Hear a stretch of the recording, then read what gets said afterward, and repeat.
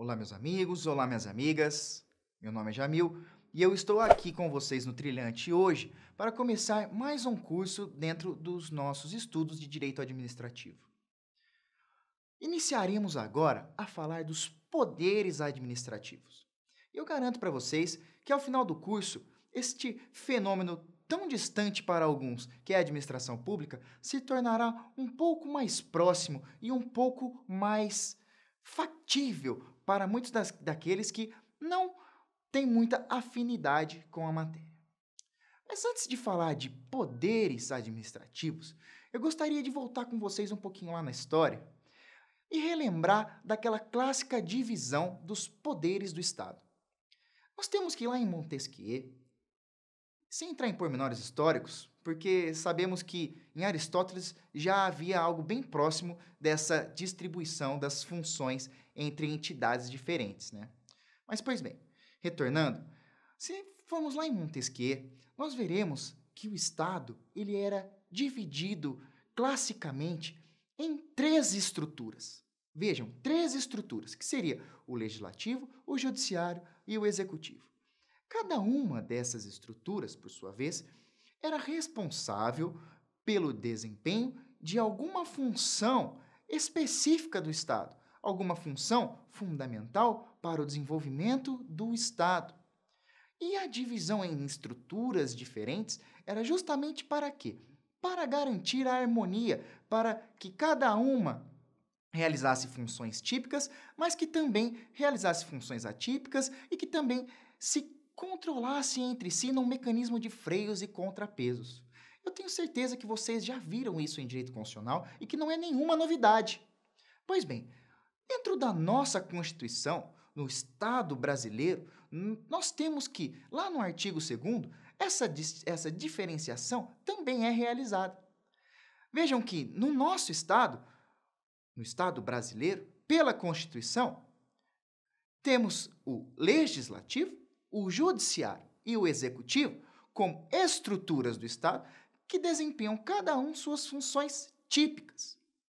Vejam que eu falei em estruturas do Estado, pelo que nós podemos afirmar que esses poderes são mais estruturais, que dependem da estrutura do Estado. As funções típicas, elas estão bem relacionadas à própria terminologia que utilizamos. Dessa forma, nós temos que o poder legislativo executa tipicamente qual função? A função legislativa. Ou seja, cabe ao poder legislativo legislar, inovar no ordenamento, formular a regra legal. Ao poder judiciário, cabe a função jurisdicional, que eu também tenho certeza que vocês já viram lá em processo civil. Pela função jurisdicional, o poder judiciário resolve em grau de definitividade, os litígios, os problemas, os conflitos de interesse que a sociedade tem por natureza e que são levados até ele, poder judiciário. Já o executivo executa a função administrativa. Essa função administrativa seria exatamente a aplicação de ofício do ordenamento e, portanto, sempre subjacente a uma ordem legal e constitucional. Aplicação essa que busca sempre gerir, proteger e concretizar o interesse público.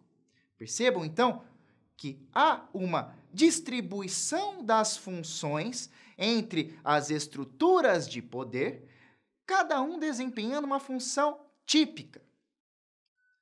E por que eu digo uma função típica? Porque, obviamente, cada uma das estruturas também executam funções atípicas. Vejam, por exemplo, quando o Poder Legislativo realiza um processo de licitação para a contratação de algum serviço, ele está exercendo a função administrativa. Porém, é o Poder Legislativo executando uma função atípica da estrutura de poder. Perfeito? Então, algo que eu gostaria que nós deixássemos bem cristalizado agora é isso. Cada estrutura de poder executa uma função típica, mas isso não significa que executa somente essa função típica, podendo executar também outras funções em sede de atipicidade. Perfeito, então? E nós falamos lá da função administrativa. A função administrativa que busca o quê? Busca gerir, concretizar o interesse público. Vejam que, na medida em que eu atribuo essa função a determinada estrutura, eu acabo criando o dever dessa estrutura concretizar o interesse público, concretizar a finalidade pública. Daí que nós podemos falar que existe um dever administrativo da administração pública buscar e concretizar o interesse público. Mas imagine a seguinte situação. Existe a necessidade de se instalar um transporte coletivo em determinada cidade. O transporte público coletivo é muito interessante para a população. Os munícipes iam se sentir, de certa forma, muito agraciados com o transporte público coletivo. Reduziria também a necessidade de uso de outros transportes, como, por exemplo, veículos automotores, o que para o próprio meio ambiente seria muito interessante, que nos permite afirmar que realmente existe um dever de determinado município promover o transporte público coletivo, instalar o transporte público coletivo e prestar esse serviço público. Porém, existe determinado lote privado que impossibilita essa prestação eficaz do serviço público. Vamos supor que há a necessidade de determinado transporte coletivo passar por determinado lugar, e nesse lugar existe um lote privado que impede que o serviço público seja prestado. Imagine que, nesse caso, se não tivessem algumas prerrogativas, a administração pública, ela seria o quê? Ela seria, de certa forma, proibida pelo próprio particular de prestar um serviço público que iria garantir e concretizar o interesse público. Ou seja, seria um dever administrativo que jamais seria concretizado. Daí, meus amigos, que nasce a necessidade de o Estado ser investido em algumas prerrogativas que são indispensáveis para atingir o interesse público.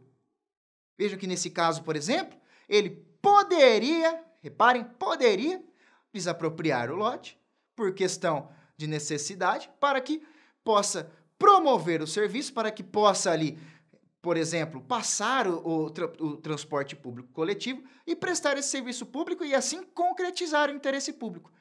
Vejam que, então, o dever administrativo de concretizar o interesse público faz com que o Estado também tenha um poder administrativo, faz com que ele tenha poderes administrativos, que nada mais são do que prerrogativas indispensáveis que são investidos os agentes públicos do Estado, tá certo? Para quê? Para atingir esse interesse público. Na medida em que eu possibilito que o Estado retire, vamos dizer, de certa forma, esse lote privado do caminho do serviço público, do caminho do interesse público, eu também possibilito que o dever administrativo seja cumprido e que o interesse público seja o quê? Concretizado.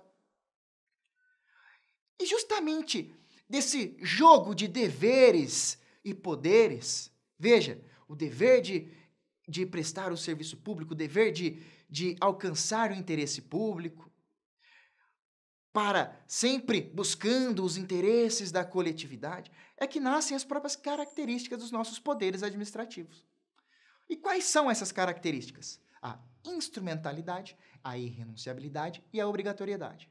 Eu acredito que vocês já tenham flagrado qual que é, de onde vem a irrenunciabilidade e a obrigatoriedade. Porque na medida em que se trata de um dever, o agente, a administração pública, ela não pode simplesmente renunciar esse dever. E mais, ela obrigatoriamente deverá exercer a função administrativa para quê? Para alcançar o interesse público. E aí decorre a instrumentalidade como característica. Porque vejam que o poder ele nunca é exercido por si próprio, ele nunca é a finalidade de si mesmo. A finalidade do poder administrativo é justamente alcançar o interesse público.